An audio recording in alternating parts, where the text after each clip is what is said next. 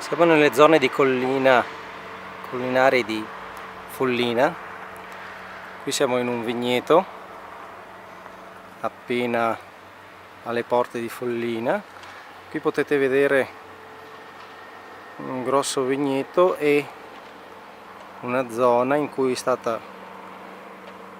sbancata per far posto a nuovi vigneti. Facendo questi lavori qua, tutta la zona a nord ha un problema di drenaggio dell'acqua. Praticamente l'acqua viene giù praticamente da questa parte, scende giù come se fosse una canaletta. Voi vedete qui, non so se riesco a farvi vedere, ma questa parte qua è praticamente un incanalamento di acqua e fango che va giù, e lì dietro c'è un torrente che era la vecchia strada che andava giù verso Follina, e vediamo che alla fine di questa strada c'è un grosso tombino in cui scendono giù detriti, fango, ma soprattutto fango. Vedete che c'è quasi una piccola montagna di fango, e questo è quello che viene giù normalmente, non solo dopo quello che è successo sabato a Refrontolo.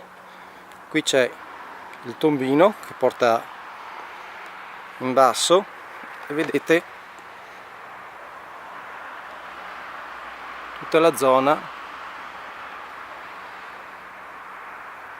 dove praticamente i fanghi e l'acqua che scivolano giù velocemente possono venire giù, e questo poi porta tutta l'acqua in giù. Qua siamo in discesa, porta l'acqua giù e si aggiunge anche un altro ruscello che parte dalla piccola collina che c'è qua dietro e si incanala giù. Adesso andiamo giù e vi faccio vedere dove arriva. Questa è una strada vecchia e qui in fondo ci sono delle abitazioni che hanno molto probabilmente dei problemi di acqua e fango che scendono giù. Proviamo ad andare un po' più veloci e vi faccio vedere dove arriva.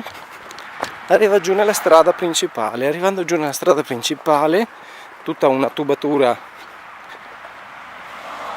che è sotto questa strada qua,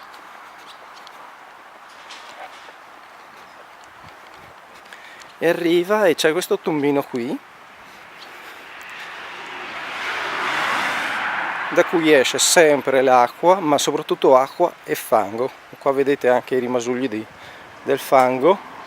Era entrata anche molto probabilmente qua in questa abitazione. Qua vedete i rimasugli di quello che è successo a Refrontolo, anche se siamo a 10 km, e qua è dove convoglia tutta l'acqua. Voi potete vedere che l'acqua convoglia tutta qui ed è stata e ha riempito tutto il fosso di fango. Riempiendo il fosso di fango hanno dovuto scavare per poter permettere il deflusso regolare dell'acqua. Questo è quello che succede, ma quello che non dovrebbe succedere mai. Speriamo che questa non sia una concausa di quello che è successo a Refrontolo, e sicuramente la magistratura farà maggiore chiarezza.